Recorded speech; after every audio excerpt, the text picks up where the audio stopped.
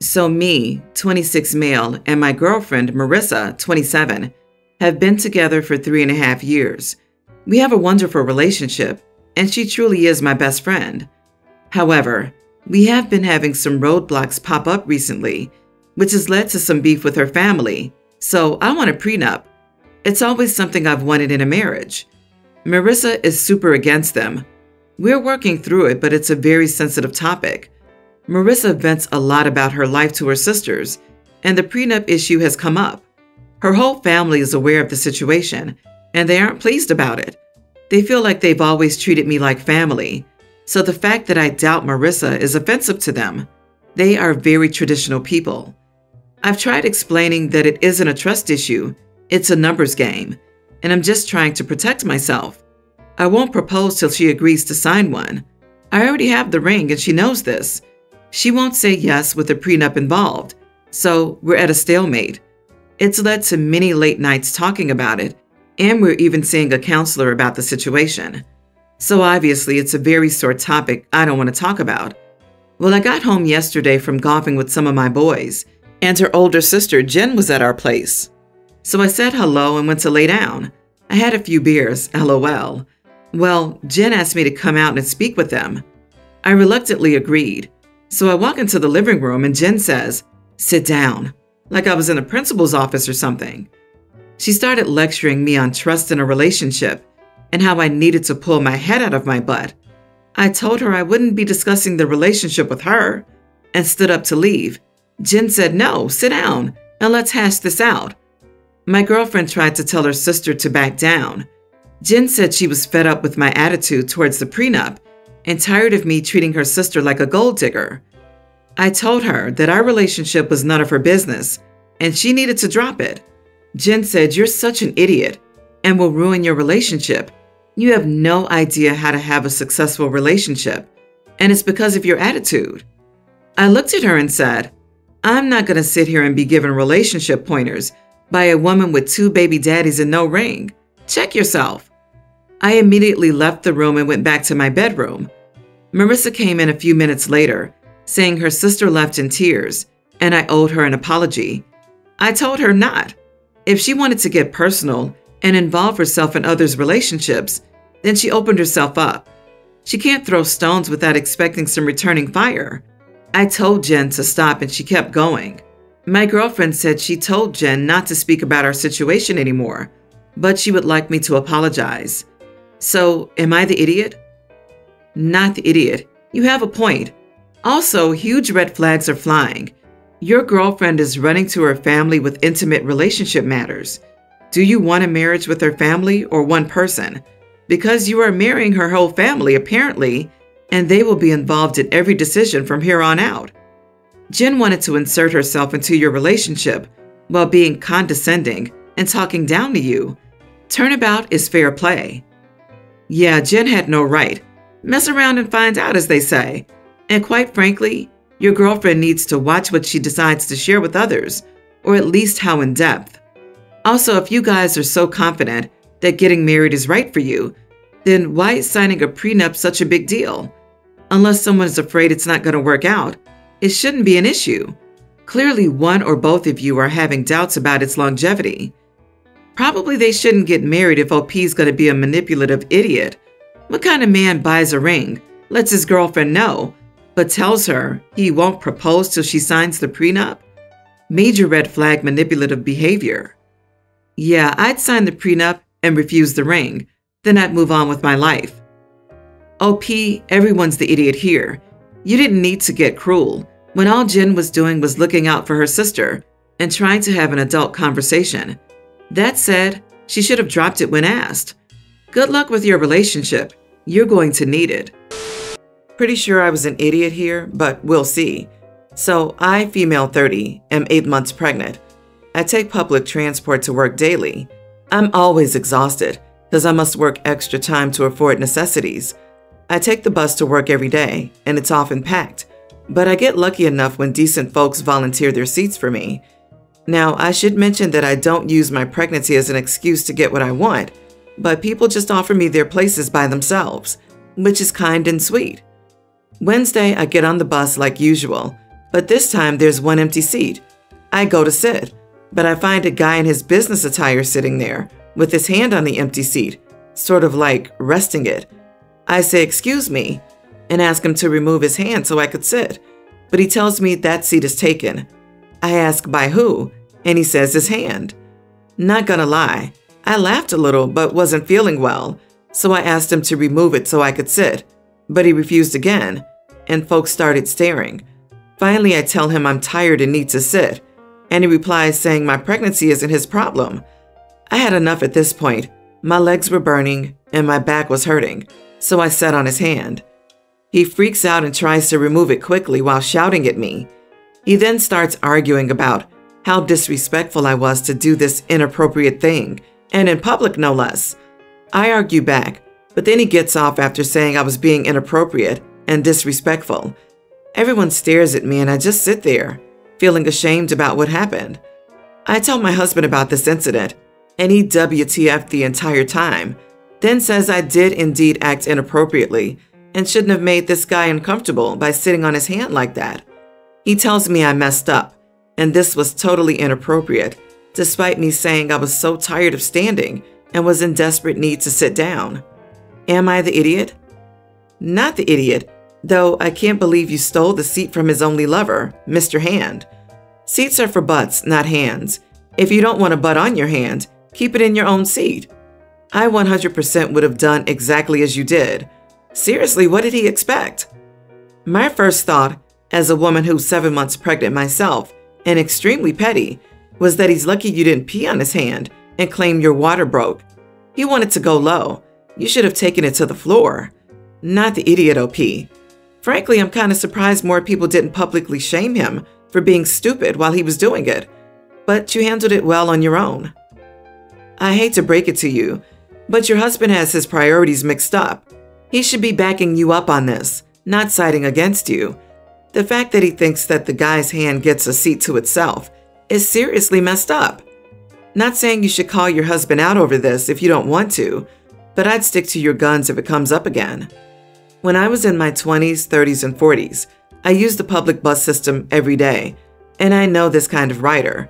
Sometimes there's snobs whose car is in the shop, and they are horrified that they have to deal with a, gasp, stranger sitting next to them, or they are touch-phobic, or they think I call dibs on 2 seats should be honored on a crowded bus. Good on you for sitting right down and not letting him get away with hogging 2 seats. Everybody on that bus was on your side. I'm getting married, and like every other bride, I have certain rules I want for my wedding to go smoothly. One of them is the no plus ones rule. Only people named in the invitation are invited. The criteria I have for people who will get to bring their partners are, both me and my fiancé know of your partner and have met them. If I know your partner and my fiancé doesn't, that disqualifies them, and vice versa. If I personally go to dinner with you and your partner, if I'd invite your partner as a separate person anyway, and not just because they're your partner, if your partner is also a friend of mine. Those who meet those criteria get to bring their partners. If they don't, then they don't bring them. Simple. That also excludes long-term relationships, engaged couples, and married couples. We know it might seem harsh, but those are the rules we've decided to set so we can be more comfortable. It has nothing to do with budget or venue capacity, purely our choice. Several people have denied the invitation to our wedding due to those rules. One of them is also my cousin. My cousin has been engaged to this girl for 1 year now, and he was upset we didn't include her. She was excluded because my fiancé hadn't met her, and she's not a person I'd personally be friends with either. I told my cousin how heartbroken I was that he would not come to the wedding due to this, and I expressed my distaste for the fact that he couldn't be away from his fiancé for a few hours to honor my fiancé and me. Couples don't have to be together the whole time. Then he basically told me I was being extremely disrespectful and a huge idiot. I asked him to explain, and he said word for word, "Let me get this straight. You want me to come to honor you at your wedding, honor your love story and all that, but you can't respect me enough to invite my fiancé? I can be without my fiancé for several hours. Heck, we even spend days apart on vacations with our own separate friend group sometimes.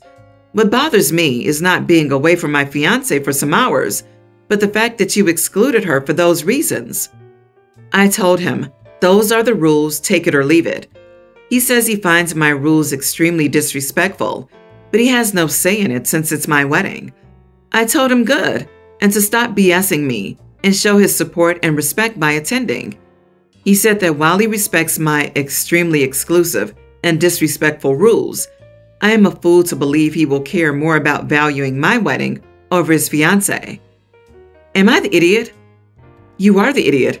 What is wrong with you? You are entitled to have your rules, but that comes with the expectation and acknowledgement that people are allowed to not attend due to said rules. You told him take it or leave it, then complained and moaned about him leaving it. What an insufferable person. You are ridiculous, OP. I would explain why, but what's the point? Your cousin eloquently explained why you're an idiot. I hope it doesn't surprise you when your cousin doesn't invite you or your husband to their wedding. Or maybe he'll invite your husband and not you. There is a societal expectation that guests at a wedding come as couples. The reason for this expectation is something we don't really talk about. But here's the harsh reality. Nobody cares about your wedding other than you. Maybe your mother, but nobody else. Not your friends, not your bridesmaids, nobody. Weddings are the ultimate in tedium. So the unspoken rules of society are that you get to bring someone to keep you from losing your mind out of boredom. I'm 30, female. My sister-in-law is 46, and I have 3 kids. My sister-in-law lost her rental 5 months ago and asked if she could stay in our spare room. I said yes and gave her 2 stipulations. She has to purchase all of her food because I cannot afford to feed her, and she has to pay $300 a month to cover her share of electricity, etc. My husband is currently deployed. He's on my side in this. The rest of the family has turned their backs. Everything was all good and well for the first month or 2. After that, our food costs went up significantly. I'm talking the usual $450 a month turned into close to $600. I didn't change our diets or meals. I questioned my sister-in-law after finding the meals I packed for the day for myself, for work, were occasionally going missing, container and all. She stated that she couldn't believe I would accuse her of such things and turned the attention on my kids, saying maybe they had been sneaking food. I did not question this actually. My oldest son is a food thief, but it's generally sweets, not full meals. So I asked my kid if he had been taking the food. I explained that it was okay if he was hungry and just to let me know because this was taking time out of my morning routine and whatnot and becoming an inconvenience because now I had to prepare my work meal again in the AM. Sometimes I simply didn't have time. He swore up and down he didn't touch it. I can tell when my kid is lying. He did not touch the food. Roughly 4 days ago, food was still going missing. This included my children's snacks and juice boxes and the microwave meals I started purchasing for myself for work when my prepped work food started going missing. So I started staying up later than usual to catch whoever it was in the act. And lo and behold, my sister-in-law was in my kitchen at 1:30 a.m. the day before yesterday, slurping down my kids' juice boxes and had nuked one of my microwave meals. I lost it. I reminded her that the stipulation of her moving in was that she purchased all food she consumed and that she was wasting my money and tried blaming my kids. Then she starts stating that if I had been easier to talk to, she would have told me how much anxiety she has revolved around her weight and food insecurity, and that she felt left out that I wouldn't provide meals for her. I very sternly said that her weight and food insecurities are not my damn problem, and that if she had been an adult and communicated, this issue could have been resolved. But since she wanted to sit here and blame my children for her stealing food, she had a month to find somewhere else to be. So I got the eviction notice in writing the next day. As I said, the whole family is currently against me, stating that I'm some sort of idiot for commenting on a big girl's weight and not being more understanding of the fact that big girls have insecurities about doing their food shopping due to how much people stare. Am I the idiot? Not the idiot. I am very much a big girl, and I have to say that's the most ridiculous reasoning I have ever heard for literally stealing food from children. I'm a single mother on disability, and there are times I don't have money for food for myself. Do I go ahead and eat the food meant for my daughter? No, I go without food. No adult should ever take food away from children. And the real kicker is her blaming children for the food missing meant for another adult. She thinks it's okay for a child to get punished for something she's done. I can't imagine how anyone can take her side. What? Not the idiot. You didn't mention her weight. How is that your problem? I can't believe she blamed your kids for some major BS. You mentioned everyone turned their backs to her when she needed a place to stay, right? Well, maybe this is why. Yeah, interesting that no one would take her in, but they're all now siding with her? Sounds like a major headache. Being fat doesn't entitle a person to someone else's food. What kind of crazy logic is that? Trust you have done nothing wrong. Well, now she can deal with shelter insecurity. I, 28 female, and my fiancé, 28 male, met during college, and we are both really excited for the future. He has a twin brother that lives overseas. They look exactly alike. It's hard to tell the difference at times. I have met his brother a few times over the years. Unfortunately, he hasn't been able to visit due to the global issue. My family was having a large reunion this past weekend. My fiancé complained about the reunion and told me he could not attend. I told him that it would mean a lot to me and he could meet more of my relatives. On the day of the reunion, he told me he would meet me there. I get to the reunion and I see him sitting in his car. He was wearing a baseball hat and seemed in a good mood.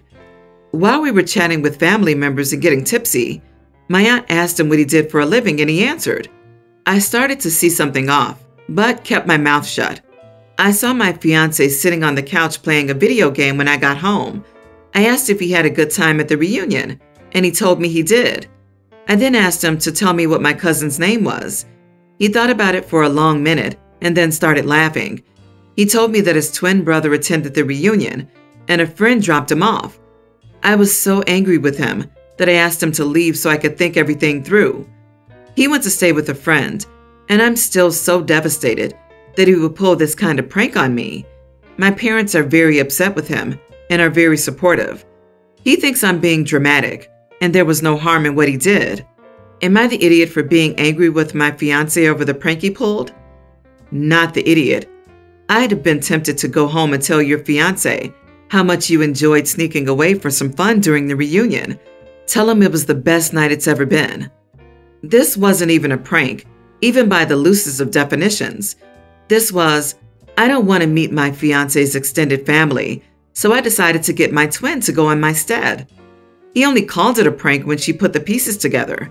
If she hadn't noticed the difference, would he have ever told her? How many more times would he have used his twin to get out of doing things he didn't want to do with her when he realized it had worked? Not the idiot. Better rethink marrying this guy. It wasn't harmless, it was stupid. Expect more mean pranks from him and his dumb brother. How far would they have taken it? The fact that he downplays how you feel is a gigantic red flag. If you can't tell your SO apart when you're a bit tipsy, you don't need to be getting married. It's not even knowing who is who. It's knowing who your SO is. And it's knowing someone who is not your SO. So it's everyone's the idiot here.